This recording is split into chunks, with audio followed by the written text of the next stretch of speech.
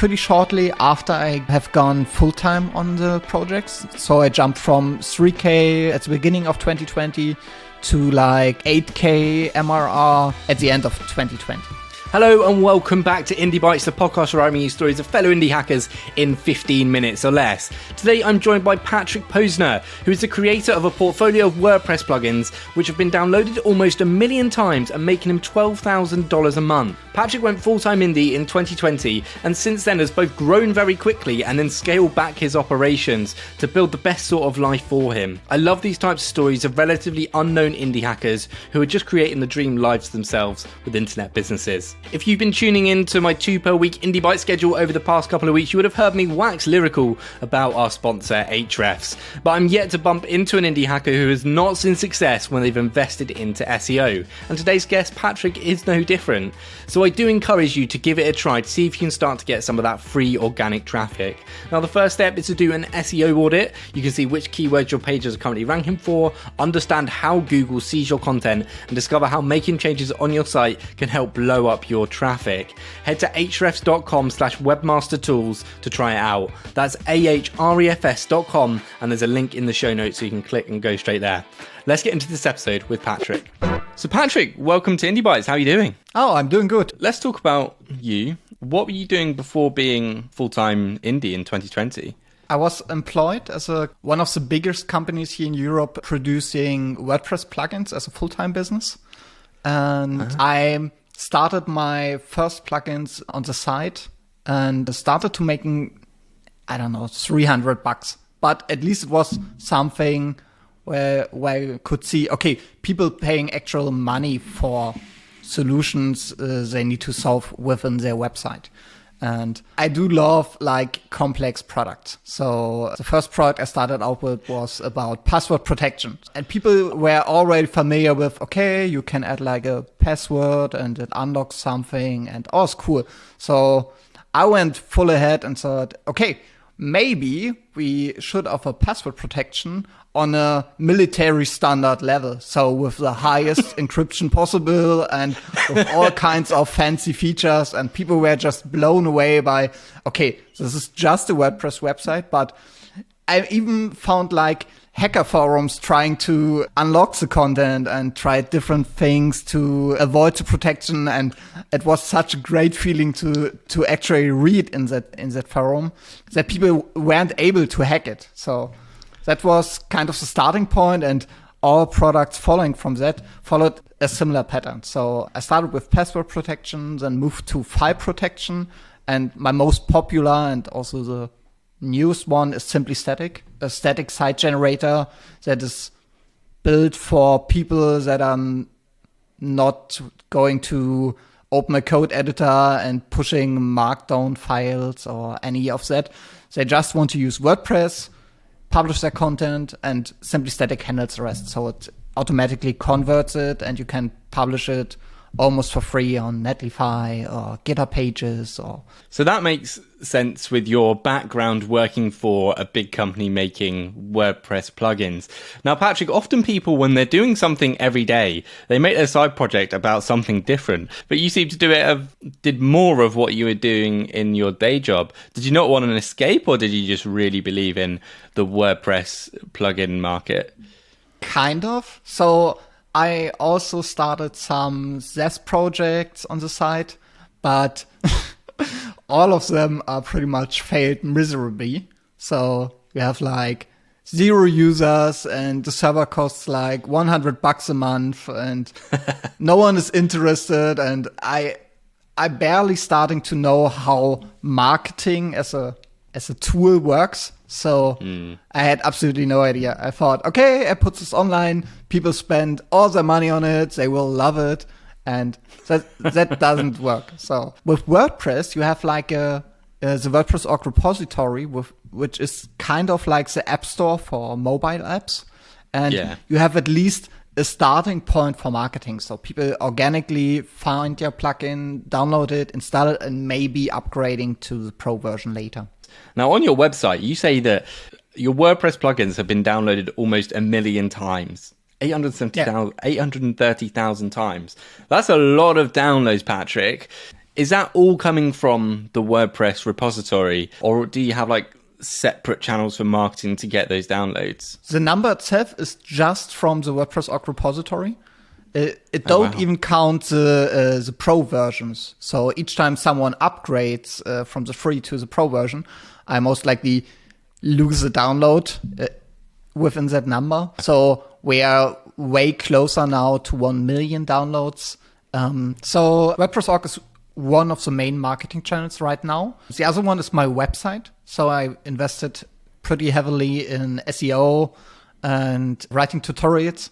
I think there's like 170 tutorials. So things like how to password protect your portfolio as a photographer, to give an easy way to offer your images secured behind a password login for your clients, so they don't need to hassle with an account and need to maintain their own password and things like that. That worked quite well. So these days I'm getting more conversions from my website than from the WordPress org repository. That's interesting with your website, because I think a lot of people might neglect a personal website as somewhere where they can generate traffic and new leads for their website. Now, you do weekly tutorials on your website, right? Yeah. Where you're writing these. What made you do those, and how much traffic are you generating using those tutorials? So the idea using my own name as my main website was basically that I couldn't find a company name that wasn't already or was still available. So I just used my name. There was a funny little problem a year ago where someone actually took the time to check my domain expiration for the .com domain and snapped it right before the renewal kicked in and tried to resell it to me for like 10K for an period of 1 year. That's why the domain is .dev, not .com. He gave up after a year and let the domain expire, and now I'm the owner again. But yeah, that's why it's .dev and not .com. Patrick, that is so cheeky. So you owned the domain and they snapped it like as it expired? Just before the automatic renewal from my hosting provider kicked in. So how much did you have to pay to get it back? So he tried like 12 times to resell it to me. I think the initial offer was like 10K and he lowered it from email to email. So the final offer was like 2.5K. And I said, no, I will not support this business model. And I just wait. I waited for almost a year and he let it expire and immediately grabbed the domain back and redirected everything back to the .dev domain. Right now, I'm getting like 500 to 800 unique visits per day on my domain.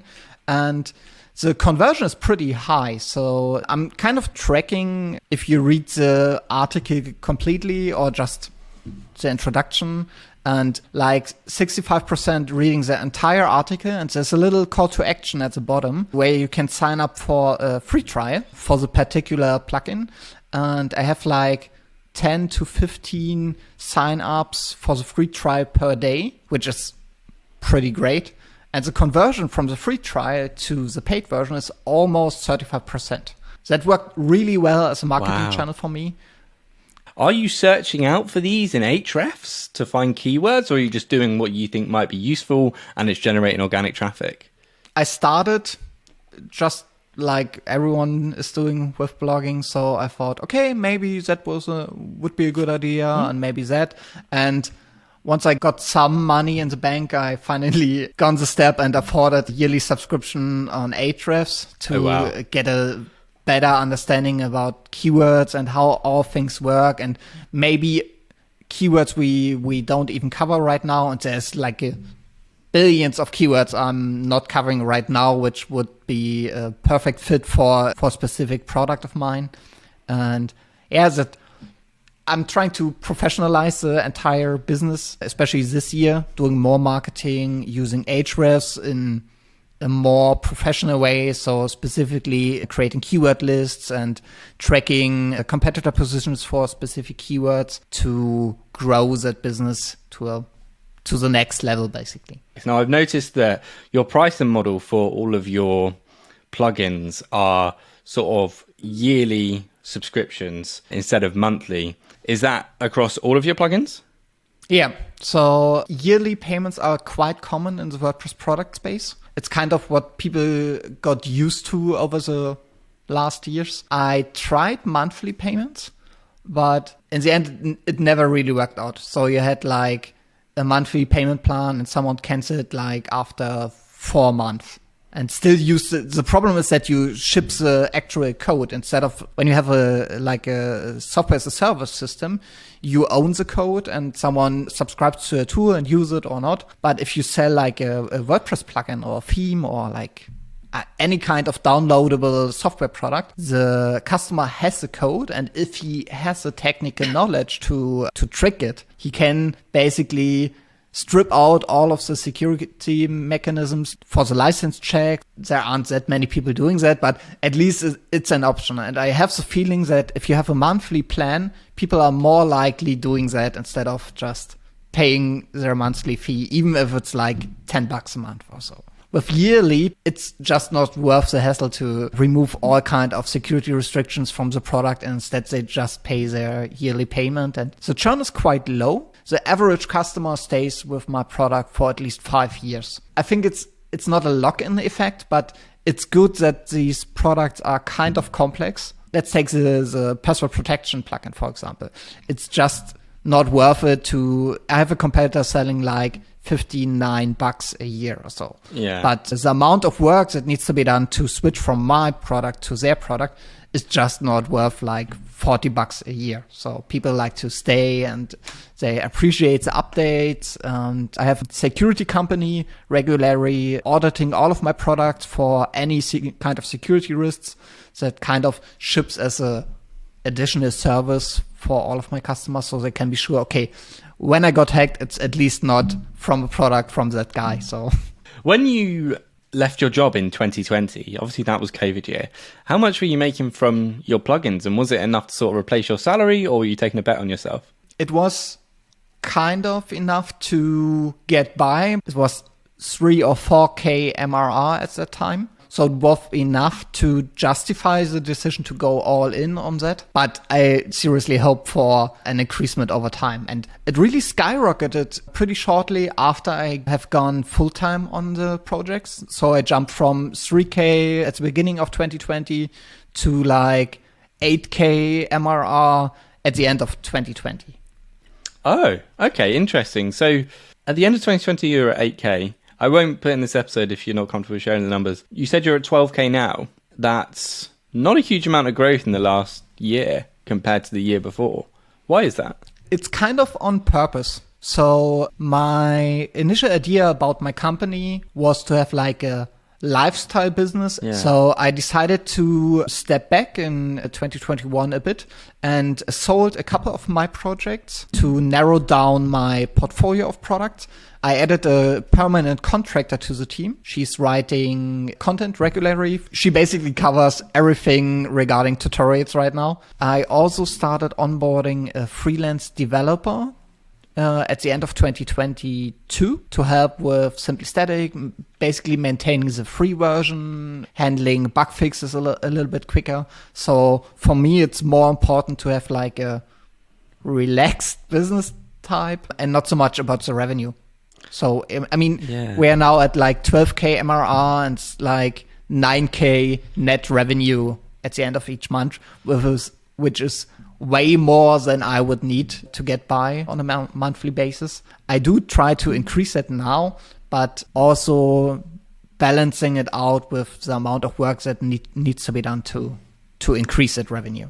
Patrick, that is such a wonderful approach to it, because my question was going to be, how do you slow down growth when it's going quickly, or how do you say no to more?